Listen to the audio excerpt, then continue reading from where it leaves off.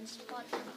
But I don't understand, why were the British so stubborn? Why did they just go like, oh, you do that, I fight you back, or like, act like tough guys? I would just go like, okay, you fight me, I'm gonna draw back, and then just wait here a while. When you're weak, I'm gonna attack you, and look, he's gonna be laughing in your face now. I think that they didn't withdraw because they were too proud or something, and they didn't want to.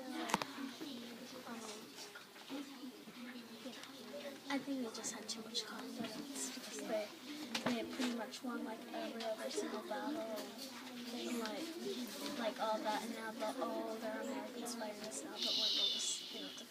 But I thought the British were like excellent strategists, and they must have been smart. I mean, wouldn't they have realized that drawing back might hurt their pride, but if they lose the war to somebody they govern, that would hurt their pride even more.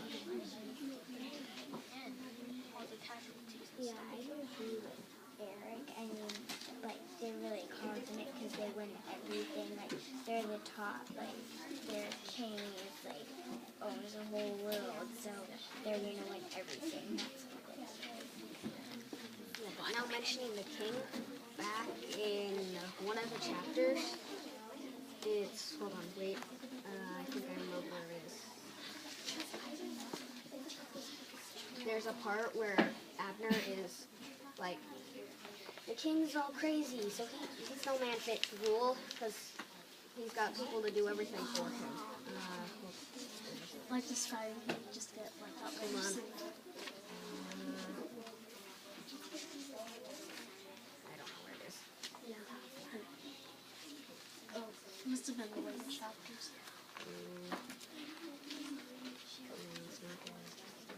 Do you have it in your notes where we just put your Post-its? No, I forgot to do that. Okay. All right. Any last comments before we clean up? I just had the last comment, and it's with me. I knew. Oh yeah, the British militia. So. British militia? What do you mean, militia? No. Oh, wait, not the militia. The British Army. So, you know how everybody's talking about how big and scary they are, how strong they are, and how they took over the world, but there was somewhere in this book where it described them as just young people plucked out and just I totally didn't and whipped and mistreated and just go like, oh, go fight there and die and then do whatever because it's the king's order. And they actually went that way, which is quite ridiculous. I think it was called the British. Oh, right here. Page 40. Generally poorly trained, the British enlisted soldier was also poorly paid, often going months with no pay at all. Poorly cared for, the wounded were virtually ignored and allowed to die alone unless a friend had time to help. Poorly fed, salt beef, dried peas, and tea were mainstays, and poorly treated, tied to a wagon wheel and flogged until his back was shredded for the slightest infraction. And yet somehow amazingly, up until the War for Independence, he managed to conquer most of the world. The young British officers in England, when they were being shipped out to fight in the colonies, were told to settle your affairs and make out a proper will because the riflemen will almost certainly kill you. Yeah. I think I want to hit the key part. What? So it's on page 112, and it says, not just the soldiers, like I said, some of them aren't that bad. I mean, a while ago, we were all loyal Englishmen. It's more of what the red coat signified. The English crown has become a way of life these people no longer want. Part of it is they're scared. They don't know what will happen. But along with that, these people are sick of being told what to do by a crazy king who lives 3,000 miles away and doesn't care about them one way or another. What do you mean crazy? Samuel asked. King George, Abner says. They say he's crazy, like as a bag of hazelnuts. They've got people to catch him when he runs wild.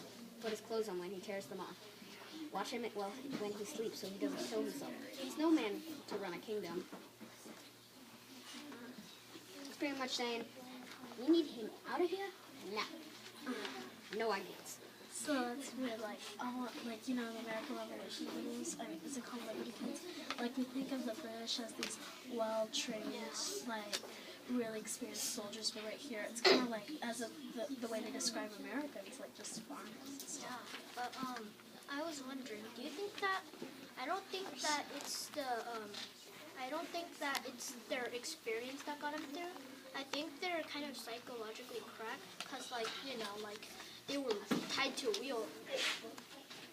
flogged until their back was shredded for like, I think that now they just got like a memory burrowed into their head. Like, we gotta win this war. I don't care if I'm gonna die, because if we don't win, then I'm gonna die anyways. Do you think it was also numbers? They did have a lot of soldiers. Yeah, and that too.